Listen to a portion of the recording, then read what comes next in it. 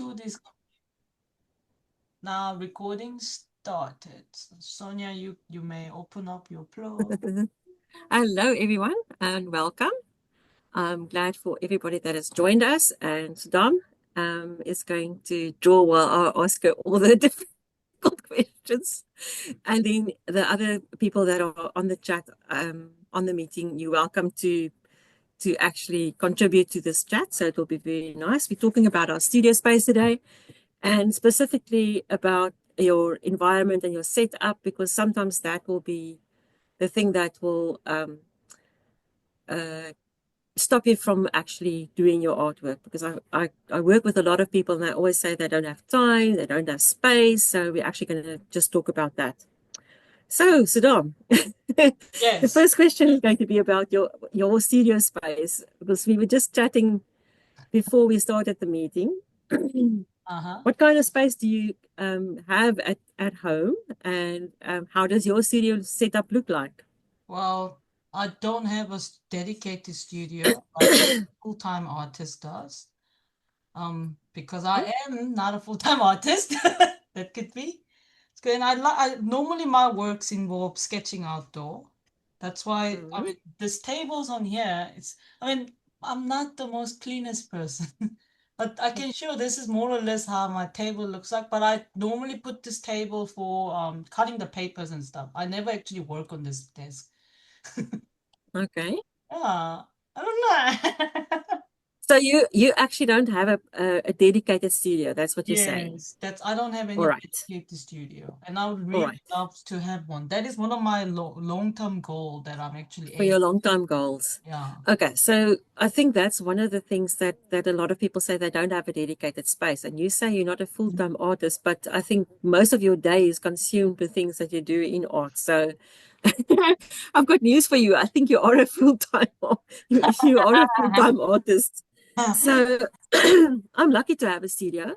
I didn't always have one. When I stayed in Pretoria, I had a room where I did pottery and things. So I suppose I could call it a studio. Maybe I had a studio all my life. Oh my gosh, that's Oh, terrible. that's lovely. No, in the sense that I've never actually realized how lucky I am to actually have a dedicated space. So I've got the braai room in the house. So I've got a very nice big studio, and yeah, I think even that, having that, I can say it's not always easy for me to come and work in the studio. So, um, any of you, Eleanor and Marian, or any of the others, do you have a dedicated space? Sonia, I have what I call my art room. Yeah. So I'm fortunate that way, but I do find all depending on the seasons, I sometimes move out of the art room, especially if it's Mm, cloudy.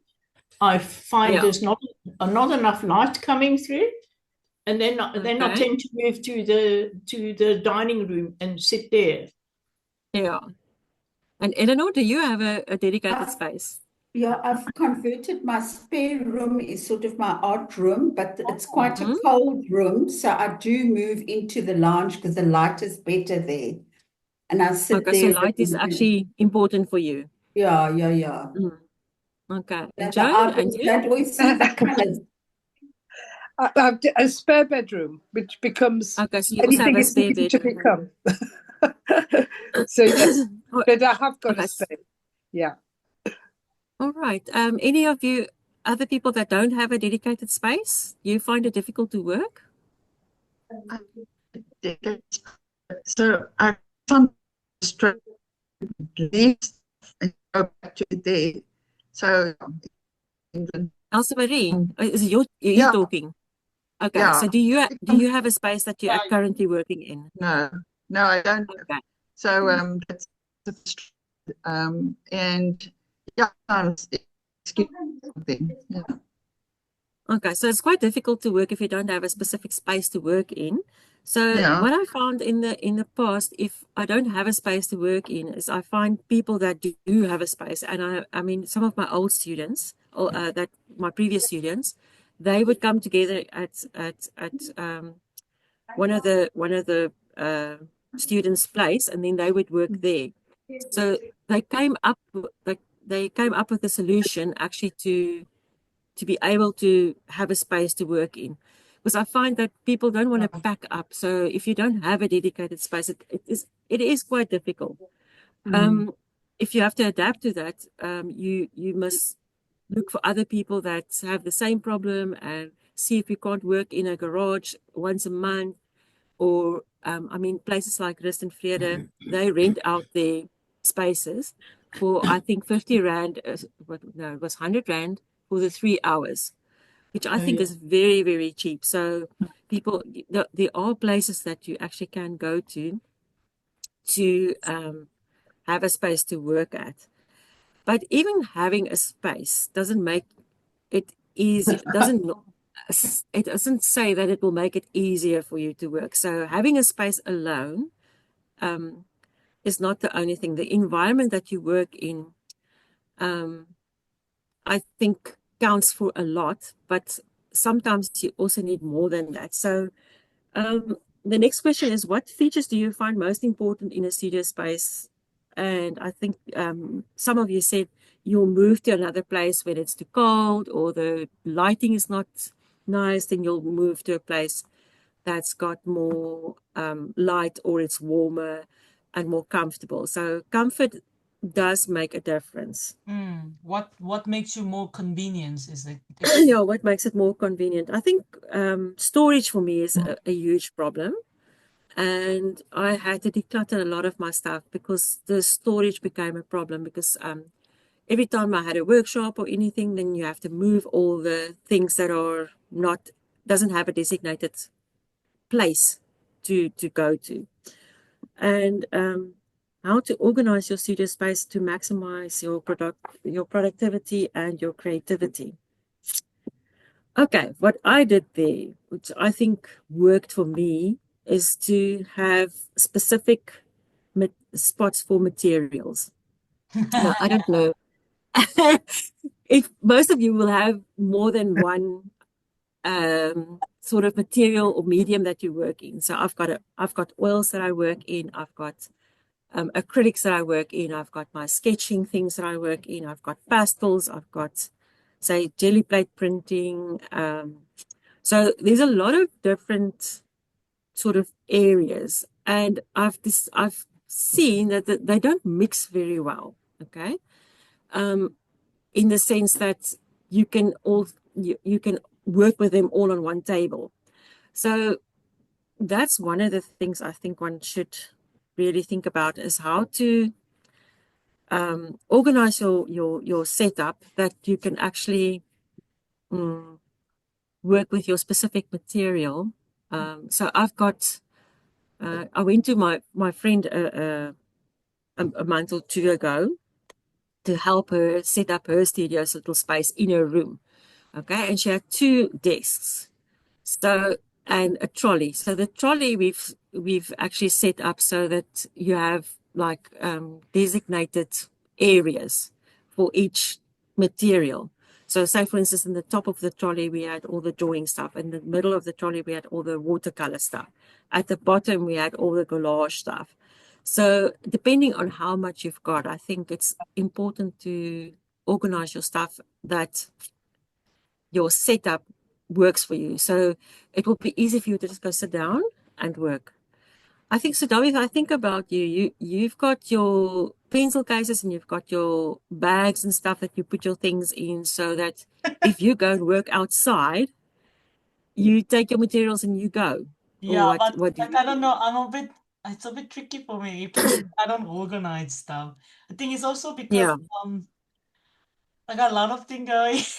That's my excuse. Also, like the yeah. problem is me, I actually just pack whatever, I just grab whatever randomly, Mm, and then mm, I will work with whatever that I grab. It actually helps mm. you to challenge yourself whenever you go outside.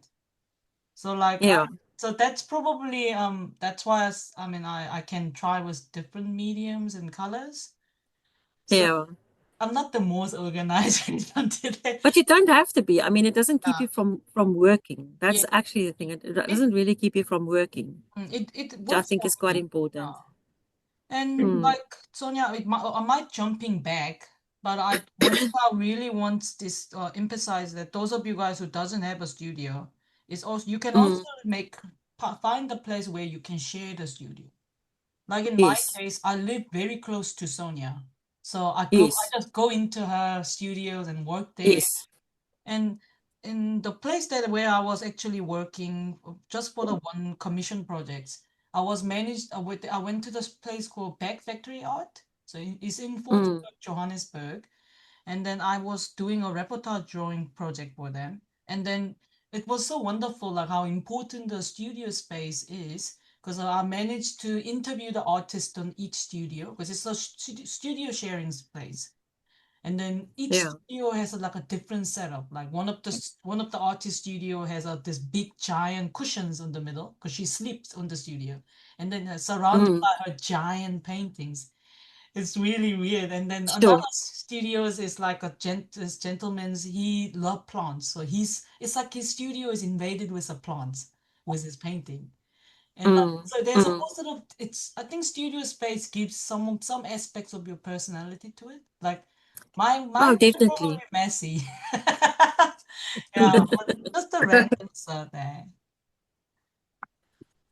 But it does contribute to your creativity. It doesn't keep you from not doing your stuff. If my things aren't organized, I can't think. Because Yeah, my brain is already too busy. It feels like yeah. if I'm not organized, then if I can't work, then I organize my stuff and I declutter my stuff. Mm, So, but I remember I took a workshop with Helen van Stalk, and she said we must dream about our studio, and this was one of the things that it was during COVID. So she said, set up your space that you dream about. So she advises to go on Pinterest and then go and look at other people's studios and um, find things that resonate with you, because you get people that love a space that's nice and comfortable, that's got like a chair in, or a couch, or with a table where you can sit and drink your coffee, where you can think about your work, and so and with nice curtains. And other people prefer a place where they can put their huge paintings up the wall and mm, spatter with paint, and they won't feel comfortable having comfortable and nice furniture in the thing. mm, So it's more utilitarian, I think they call it. So you have to actually know what you're looking for, and also the size that you work in mm. also determines the space that you need. Yeah, I think we are limited. We limit ourselves sometimes. I know I did in the beginning. If you don't have enough space, then you limit the size that you are working in, which makes it also difficult for you to work. And you might be someone that's very bold and spontaneous, and you actually need a bigger space. And then you have to actually find a space that actually works for you. mm. Not, So I want to share some of if I can quickly share a few of the things that I've pinned from Pinterest. I just want to mhm. share my screen here. Uh, to see where it is. Screen 2 there. Can you all see my screen with a lot of pictures on? Can you see it? Mm-mm. No. No, Or can't I you see couldn't. it? Okay. No. If you swipe, if Let me um, unspot me so you can maybe see. Can you share the okay, screen? no, it's just me then. Yeah, it's just you. Okay. I really want it to be just me. I want to have. Ask Okay, let me see. Leon. Oh, there's There, it. like It's that. loading. It's loading. Ah, okay. There it is. Okay. So Yeah. Yeah. can you guys see my screen now? Yes. All Yes, right. yes, we So can. I've got a few examples here. I just want to start, say, this one. This is just a desk, if you look at it. It's just a desk, and then what do you call it? Bookshelves at the thing, and that's where this person works. So obviously they won't be able to do big paintings and things like that on this space. If you work, if you're in plein air artist, you don't need. I mean, your space changes all the time. You actually work outside, and all your things are contained in your easel or your French easel, where you pack all your stuff, and everything is contained in there. Now, this is typically the thing that I was talking about when I said I went to my friend's place to help her organize. These trolleys are really, really very helpful. So you could have one just for your sketching, just for your oils, just for your acrylics, or whatever mediums you are using. So this actually works very well. This one is a bit also very, very organized. Oh, I think this is probably in a garage. So if you have the facility or even a what do you call it, a Wendy house or something like that, one could set it up like that. But I thought this was very, very cute. So this is just a gazebo. Obviously, Cute. they made it nice and beautiful. It's probably for a market or whatever, and they're working there. Or I don't know how they set it up, but it looks quite nice. And so they made a plan. So having a studio, I think is a huge privilege, but it's not. It shouldn't keep you from working. So I'm just going to show you some different setups, but this actually helps you to dream about your studio oh yeah. and get more ideas about your studio. I mean, this could contain all your oil stuff, all your oil paraphernalia. I thought this was a very neat idea where people use this wood framework to put on their paintings. So actually paint on it as well. I think storage is another Oh, that's lovely. topic because I think a lot of people struggle with paintings that I have made and don't have space for. Yeah. And that's been a huge problem for me in the past. I don't know, what do you do with your stuff, Saddam? I think, well, I Yours don't are own mostly in skate. sketchbooks, eh? Yeah, and mine, I don't know what is this thing called. You know that little dish shell thing that you can buy at the pep store?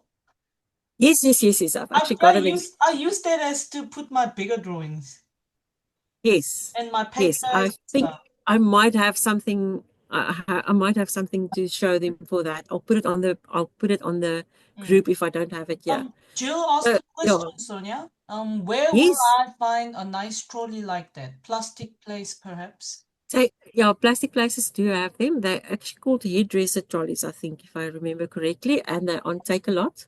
Definitely on Take-A-Lot. This specific one, this blue one, I think is the one that Margie's also got, and you get them from Take-A-Lot. So, yeah, definitely.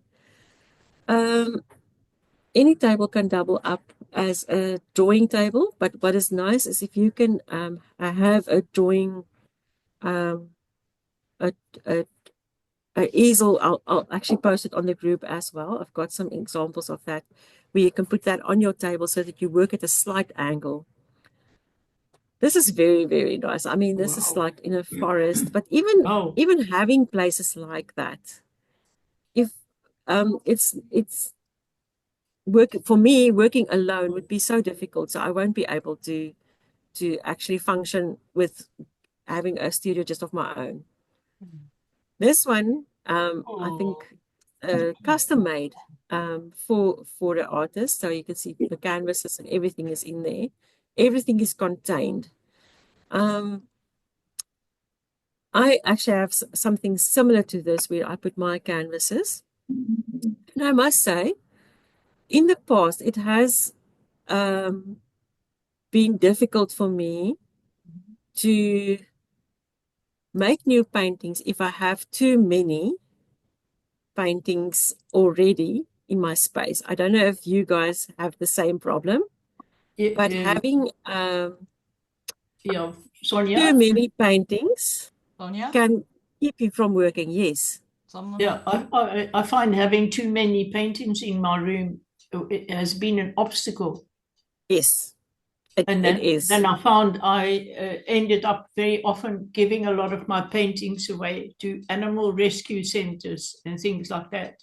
Yeah, Oh, yeah, lovely. I've done that too. And the thing is, if it's keeping you from painting, for me, it's more important painting Yes. than to. I think if I'm too precious about my painting, last year I decided if I don't want to hang it in my own home, then I actually have to let it go. So if it's been on exhibitions like 4 times or 5 times, then I think, you know what? I'm just going to let this one go. Sometimes I'll cut them up, and if it's a stretch canvas, and I'll use them like to do tablecloths with, or I'll stretch it over a chair. I've done that long ago. I pulled it over a chair, and it looks actually quite it like bar chairs, and it actually worked very well. Mm-hmm. And I've thrown paintings away. I just decided if it's halfway or half done and it keeps me from making new art, it has to go. Well, I Sonia, think it just if, has to go. if I may suggest, Yes. and maybe please give me your not using you guys can donate not using canvas Oh, to me, then I can distribute it to the NGO or MPO who's actually doing the art and they really need art supply or even use canvas.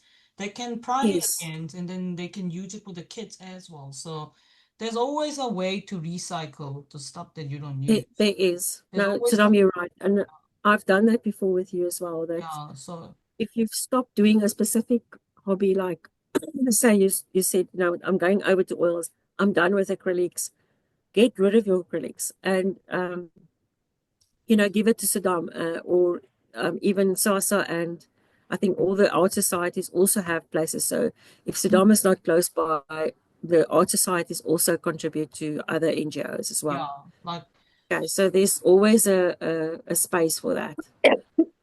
Okay, I'm just going to stop sharing there. So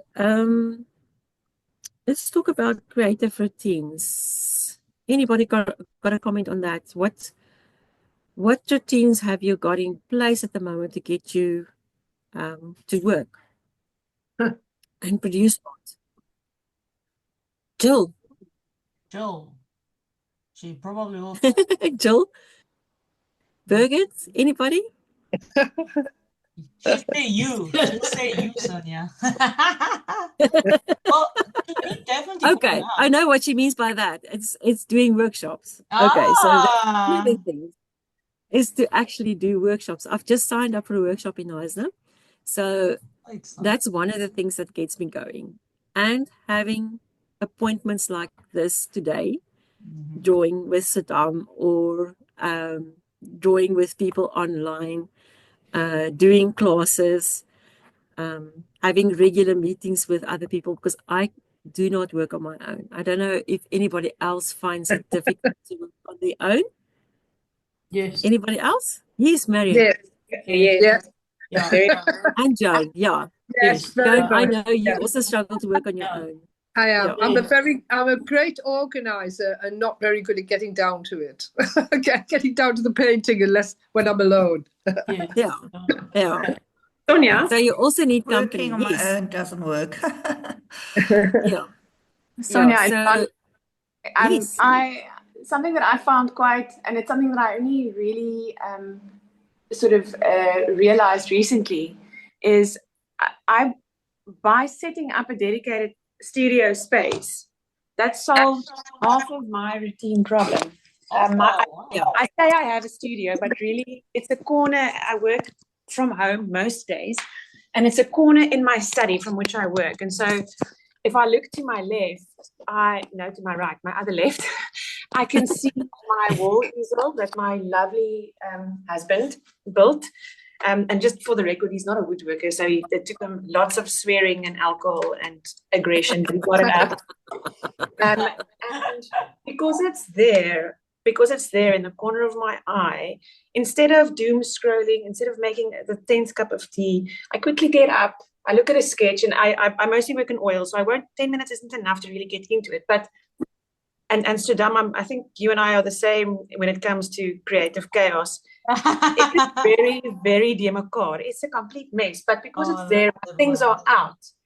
That sort of feeds my routine, because now it's in my space. It's in the space that I spend most of my time in. My kwaste and my path is yellow flip and black full, but it's my mess. And it's so your mess. the re-entry is so easy because it's there. And because Yes. it's there, it's sort of on my mind. And because it's on my mind, I end up getting stuck into workshops like this in the middle of my workday, or I attend workshops over a weekend. So my space is a part of my solution. The other part of my solution is to force, and I'm with you, Sonia. I don't work alone. Something that works really well for me is to force connections that actually empower my art life. So I would say to someone, a good friend, let's do an Instagram challenge. I mean, it's cringe. Oh, I know that's it's lovely. yes, but Sudam, it's also painful, emotionally and otherwise, right? No, it is painful. It is painful once you commit. I've started the challenge. It's out there on the Instagram world. My mother follows my account, to my great dismay. And she would say, my daddakie het nog nie gepost hierdie weekie, wat gaan aan? And so it's like, oh, sorry, mom. Okay, yes, and I'm back. So even if I don't have a regular art community that I can draw from, if I go through seasons where I don't have that, I make a point of finding one. I've got a lady that lives close by, a friend that lives close by, we stay in the same complex. We try to once a month go for a walk, and we talk about what have you sketched this week, where are you getting your inspiration from? And it's not a rhythm, it's that it's predictable, but it does mean that I force relationships and connections that help me foster that part of my life, my art life. It's been very helpful. You have to be in a community of other artists, I think. And that's why we actually started this group as well. Because I think both Saddam and I, we love community, and we sort of feed off the energy of other people, in a sense. So we actually do, I always tease myself as I need an audience, but we do need other people that are like-minded to be able to do our art. I know there are people out there that are, which I always said, are the real artists. They work on their own and all of that. But in fact, it's just our personality. It's how it works. So I think that's something that we can really think about. How to stay motivated and inspired by artistic pursuits. I think that's something that we just actually talked about now. The next question is, what tools and resources do I find essential for my creative process? I think, John, you actually just said it. You said it has to be out there in your face. You have to see it. For me, that's where how it works. Out of sight is out of mind. So, What is out of your I mean, mind? out of sight, out of Out of mind. sight, If it's not in your, if it has to be in your face. I mean, if I want to do sewing, my sewing machine must actually be set up ready so that I can just go and sit and work for 5 minutes. It must be so easy to be able to do your stuff that you'll be able to do it in a few minutes. How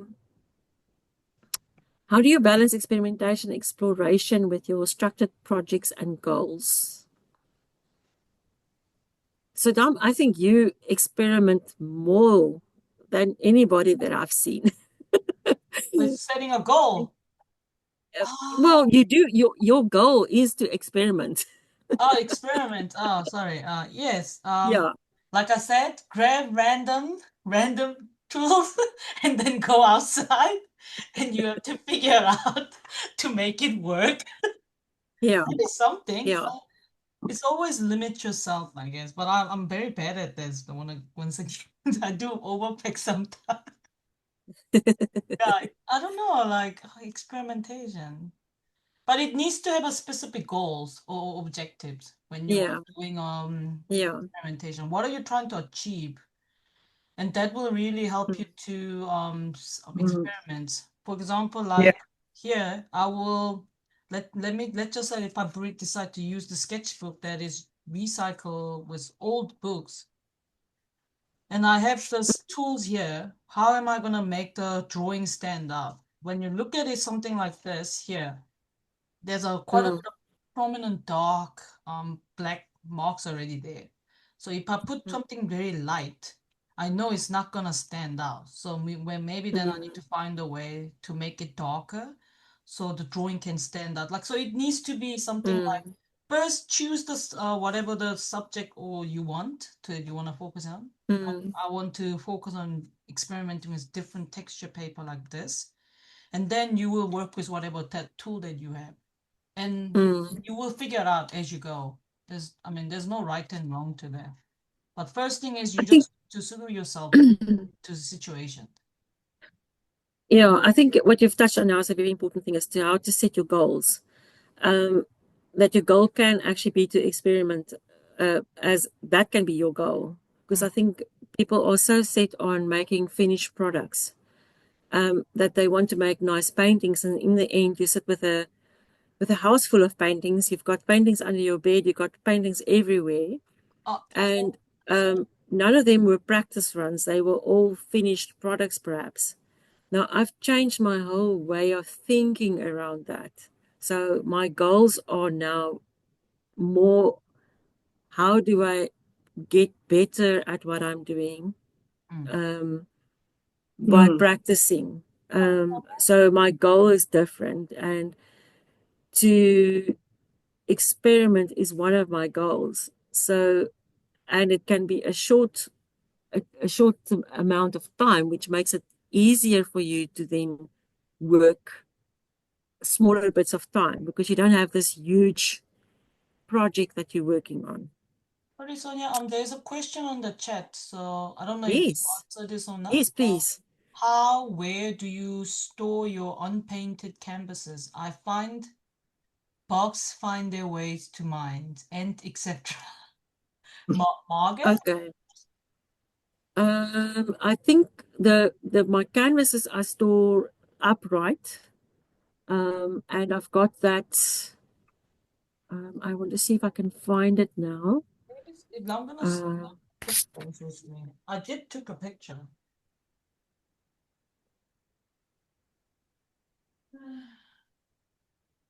I want to show you because I've got it here in my actual. So we've done it with dowels. I'm actually going to share my screen again. That's great. All right. I don't know if you guys can see that. It's not loading yet. It's loading now. Right. All right. So I don't know if you can see that. Yes. So it's a wooden structure that I've made with, say, dowels, or even, yeah, this one is actually an easier one, maybe you show. So it's with dowels, or you can even put a rope here, and then I store my canvases upright like that. Is it possible for you to see that? We can. Yes. Okay, so that's how I store my canvases. Um, hmm. The smaller ones I put in like old bookshelves and things like that. I don't know if you can see that.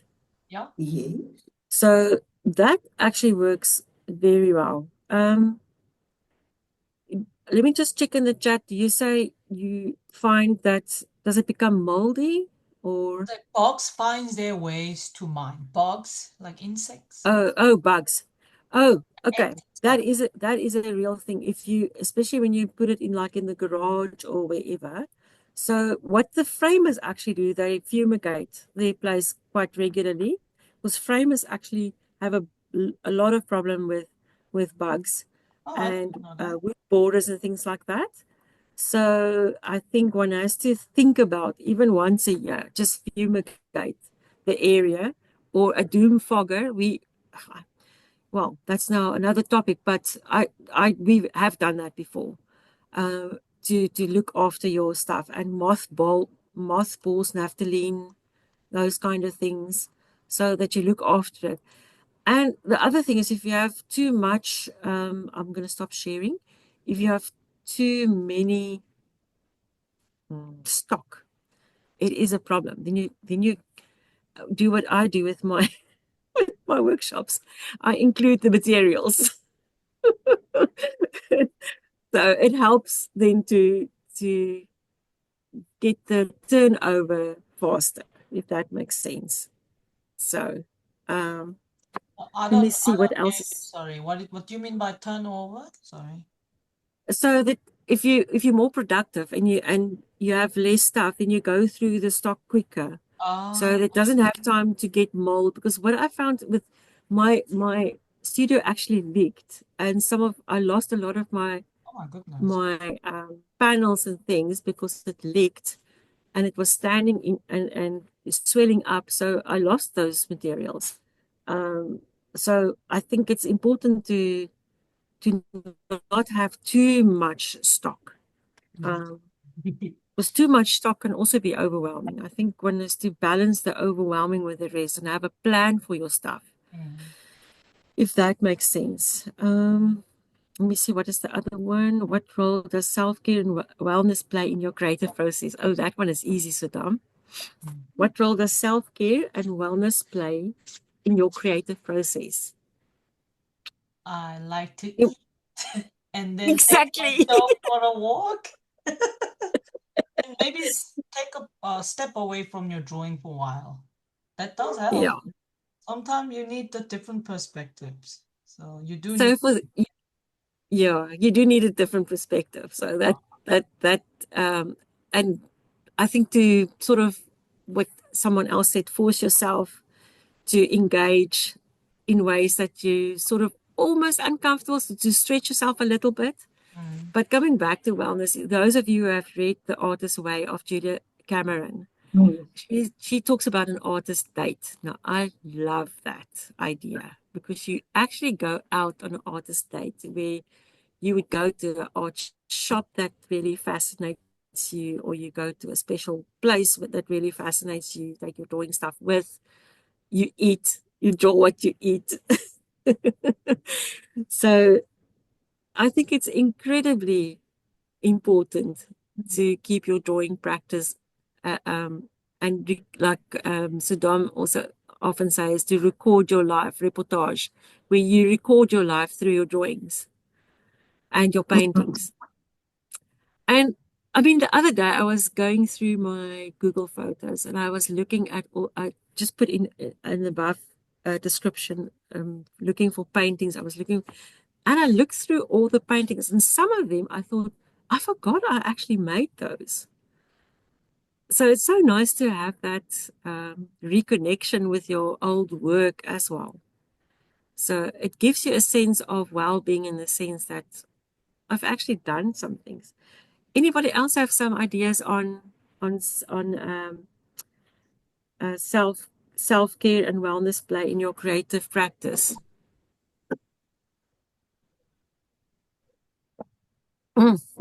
Everybody quiet. Okay. For me, That's fine. Sonia, it's Kira here. Yes, For me, doing art is self-care. it is. It's in a way, it's Yeah, what keeps me sane in terms of yeah, my normal life and my work life, if that makes yeah. any sense. I think if you're not a full-time artist, your art is your self-care. You're quite right, because you've got another day job as well. Hey, Kira? Yeah, exactly. Exactly Yeah, that. I work full time. yeah, So yeah, it's an opportunity to use a different part of my brain and to zone in and to relax and to yeah. focus. It's Very just everything important. I don't do at work. Yeah. I think that's where artists sometimes when it's a full-time job, I find like my oils are my serious work and my sketchbooks are my self-care, because I've got no pressure Yeah. there. So I don't know if anybody would agree with that. If you have to find a way when you're a full-time artist to relax in other ways. But I don't want to do although I do another hobby, but I'm knitting at the moment, so because of it's winter. Oh, Sonia, can I also add something? yes, Because something that was like a cool one for me to learn was uh, there's this very big focus very often on like self-care is this like individualized thing that you just do on your own. And for me, I actually yes, learned like my self-care is actually like asking a friend like, hey, you want to come sit and draw with me? Like I've been sitting and drawing enough on my own. Now I want someone to do yes, it with because I need social. Yeah. And very often yes, that actually then gets like the gears going and I try something different or I see they're yeah, doing way, but I've realized how important socialness and yeah. community is to self-care. Yeah, self-care has got a lot to do with connections and also with relationships, I Mm, think. And Yeah. and again, coming back to that thing of shared people that have the same um, interests as you got. It is very nice. That's a good one. Okay, so how do we connect? Well, one of the things is we connect online now. Are there any of you that do other kinds of connect uh except for online? I do. Yes. I do. I try to attend a painting group on a Tuesday evening at Rust and Vrede here in Durbanville. And it isn't. Oh, nice. So it is technically, I think if it could speak for itself, it would call itself a class. But the teacher is more like a facilitator, and the people mostly who also work in Wales, but with different mediums, and we just get together. We give each other advice when the others ask for it. Otherwise, we stay out of each other's paintings and projects, which is wonderful. And then the teacher would come by and give comments on colors or composition or just general. So it isn't very formal in the sense that you rock up and you really do your own art, but there is support. Yeah. It's huge, and it's because it's on a weekly basis. It means that, on a weekly basis, you have to have something, have a plan, have a canvas, have a half painted something.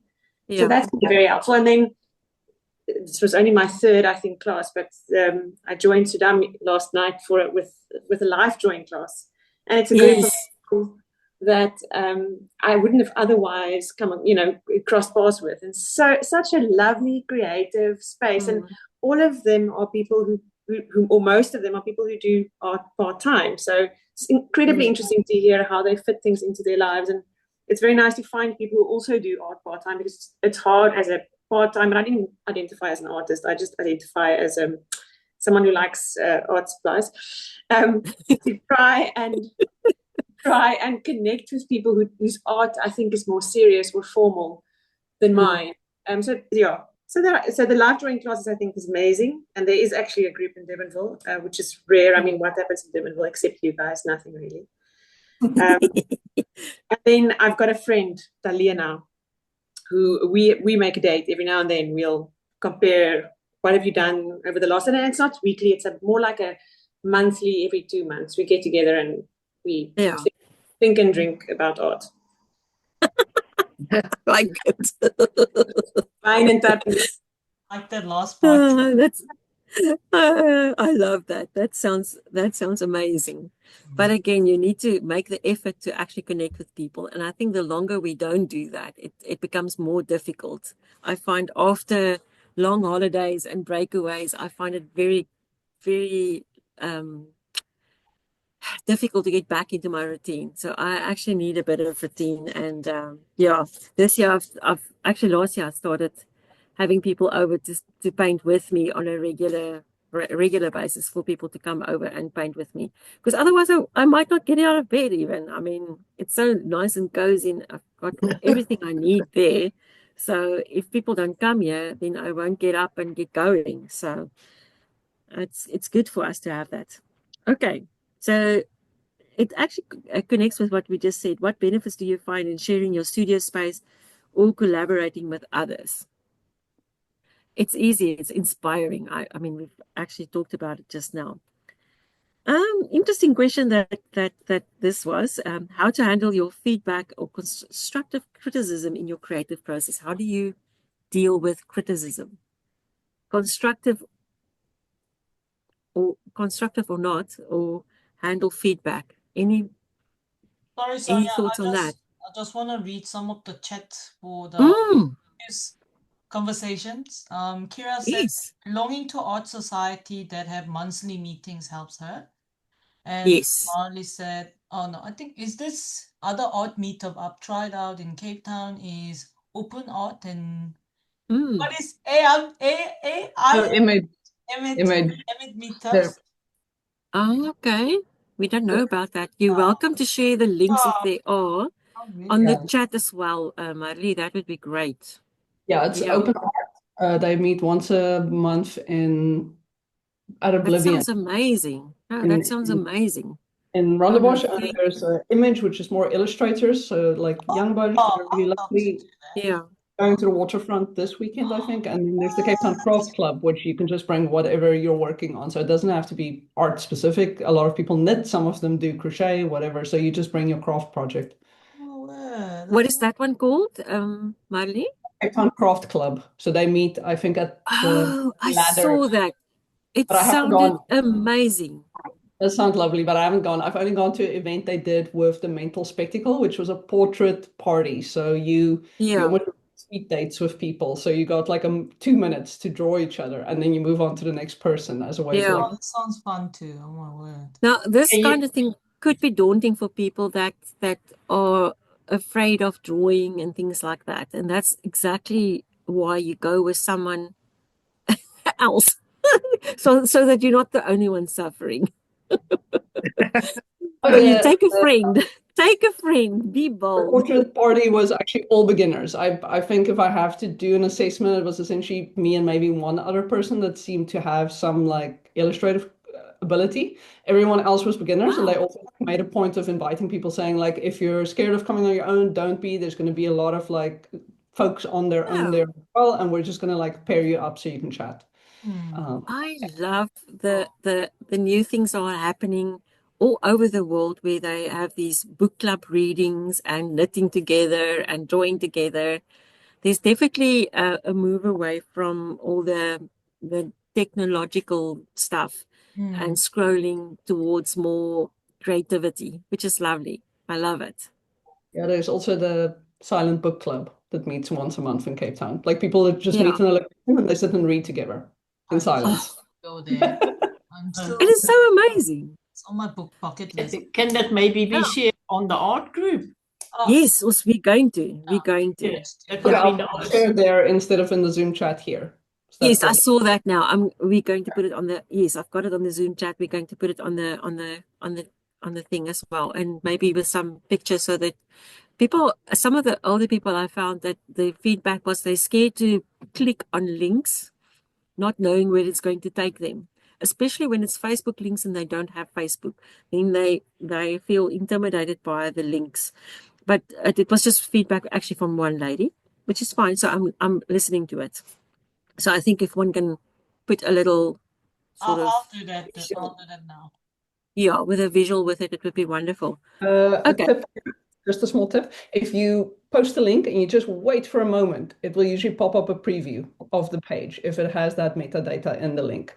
If you send the link, but if you just wait like 5 seconds, usually it will pop up a little preview that can go with the link. Okay. So we're just in too much of a hurry. We must just wait. Anyway.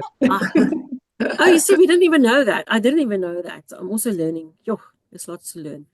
Okay. A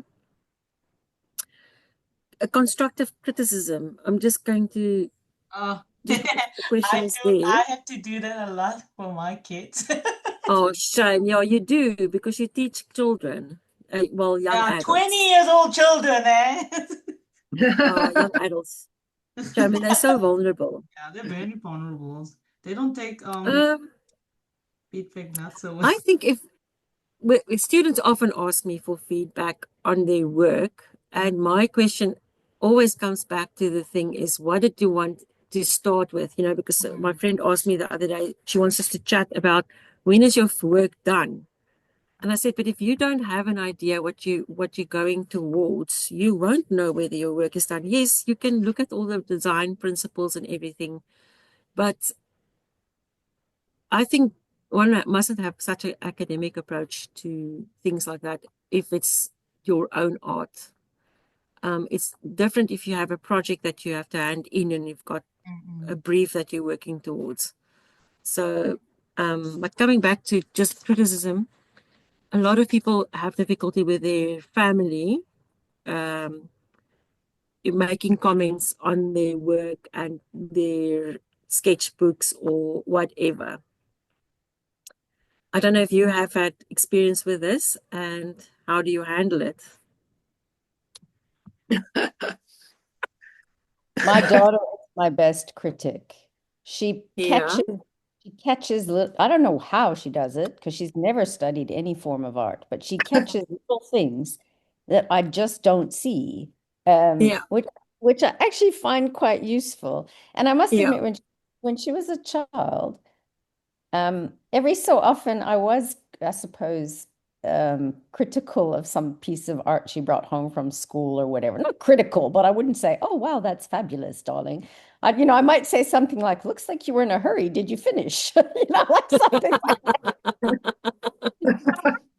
It was highly upset about it as a kid. But then I said to her, but then you know that if I keep a piece of your work and I frame it, then you know that I think it's absolutely fabulous. If I told you everything was fabulous, then you wouldn't know which Yeah. ones really are. Do you know what I mean? Yeah. Because so Quite true. I kind of take it like that. If somebody gives me criticism, I take it as constructive and I decide whether I agree with them or not. And I think that's fine. Yeah. It's nice to get a perspective on something. Definitely.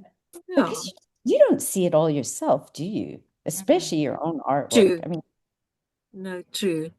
Yeah. and it's I think, so subjective. Art is insanely subjective. You can put yeah. one painting up and show 35 people, and in the first crowd, one person will love it, 34 won't, and in the next crowd, 34 won't, and one won't. It just seems so subjective. Yeah, that's true. And I've seen it so many times in exhibitions at Kirstenbosch when people don't sell anything, that they say that now they're going to stop making art because nobody buys it. And I think, but you're not making it for those people. You're actually making it for you. You don't buy all the art that walk past. Exactly. But I mean, you still appreciate it and you can still love it. The Yeah. fact that you don't buy it doesn't mean that you don't like it. But some people are highly sensitive to things like that, and they just say, but they're wasting their money. But then I think their initial idea of, oh, I'm going to sell all my work because I love my work, somebody else will buy it, is unrealistic in a sense. But anyway, Sonia, if I can take another minute. I yes, posted on Facebook some time ago, and I have a lot of Facebook friends. I'm from Canada, so I have a lot of Canadian friends I went to varsity with, and I've got connections in Australia and New Zealand. So I have lots and lots of friends. So I posted yeah, the other day and said, do you have original artwork in your home? And if so, like what made you buy it? Because I was quite interested to see, and yeah, there was quite a marked difference in the responses. My is it? international my international friends had a lot more original art than the local South African friends, which I found Yeah, interesting. And yeah, in many cases, people were buying the art that had a connection for them. So yes, maybe it was a memory of a holiday, or maybe it was a special place to them, or mm, um, sometimes it was some connection with the actual artist. mm, Which might have been an online connection, but very often was a live connection. Like they had met the artist at a market or whatever the case is, and that kind of thing. So it was a really, really interesting question to ask that is people. a Did you very buy it? interesting question to ask. Yeah, Mm. yeah, very interesting. Because it does give you the perspective from the other side as well. Oh, that's very interesting. Oh, Yeah. thanks for that. Can I add something onto that actually? Yes. So yeah, like asking for advice or like that question is great. Like I just learned that like asking for advice makes it a lot scarier because then you also take a little bit of like ownership in getting feedback instead of just feeling like it's Mm, something happening to you. You're part of the process. mm, And then advice that helped me as well was someone just saying, don't take criticism too hard from someone you wouldn't ask for advice from. So it's like you can hear what they're saying, but don't internalize mm, it if you wouldn't go mm, for advice in the first place. So also kind of mm, consider where the advice is coming from. Sometimes it's still worth looking at what they said, see if there's a pattern with other people, but sometimes I think people are scared of asking for feedback because they're scared of criticism, not feedback. mm. Mm. But Yeah. I think you said, yeah, Jean-Marie, you said I try to be selective about who I ask comments for of, and if someone comments without solicitation, don't take it on. I think that's a very valid statement that you made there. Also, as to who do you ask to give a comment? I mean, some people just give comment without you asking them. So, but again, I think that's right. One has to. Yeah, think about the person who gives the comment. Where Sonia, does it come from? I'm always thinking about my dog. You know, she has a selective hearing. So that's my approach to feedbacks, general feedbacks. You know, I do Yeah, selective to when someone give me a comments or yeah, It can be either that I will think it like, oh, I never saw it that way, or that can be like, oh, okay, that comment was interesting, but it's not exactly what I'm looking I for. think I'm very selective as well when it's come to feedbacks. I mean, I don't know. I always think of my dog. I like that selective hearing. For me, the sad thing is how many women I've heard say when their husband comments or their spouse comments or their partner comments on their work, how much it influences them not to do work anymore because they didn't like it or whatever. And that for me is very, very sad to think that that person has that power to make you decide not to do what you love and doubt yourself. I mean, yeah, it's Yeah, I and mean, that person is not always an artist as well. You know, it's not like they have the knowledge necessarily. no, I understand. Yeah, I mean, even me, I'm very insecure as well. But we must also learn to think about what is the goals and objective that you want to achieve and trying to align yeah, that visions. I think that is most important. Like we're all yeah, vulnerable, especially when we're showing our work. yeah, It's very yeah. experience, something that you personally attach. So if someone give you a criticisms or feedback, it can really hurt you, like really, like Mm, whether you know it or not. So something that we have to learn to navigate our feeling. Name that emotion, maybe write it on a diary. I don't know. It mm. helps me a lot. Just reflect. No, Yeah. that's true. And also asking your safe space with your other friends. You Oh, can ask, what do you think? but Yeah. there will be a people always, I would say like a dickhead, but like some people will exist, but you must learn to just eventually over not I'm not I don't want to be too harsh, like not overcome, but like we need to learn to just negotiate our feeling. We can't change the person, but you can change Mm, how you react to that person. So mm, it's something true. that we need to regulate ourselves regularly, I think. Mm. Okay, I see our time has run out quite a bit. There's just one, I think the last three questions it says, what are the common challenges you face in your studio practice in terms of time management, creative blocks and resources? And how do you actually overcome them? And what advice would you give someone just starting out in their artistic journey? So I don't know which one should we talk about. maybe we can just end it up by how can the last one, was it last question? Yeah, what advice would you give someone starting out in the artistic journey? Yeah, Find a friend. yeah, find crew, man. Thanks, Joan. It's a pleasure. Exactly.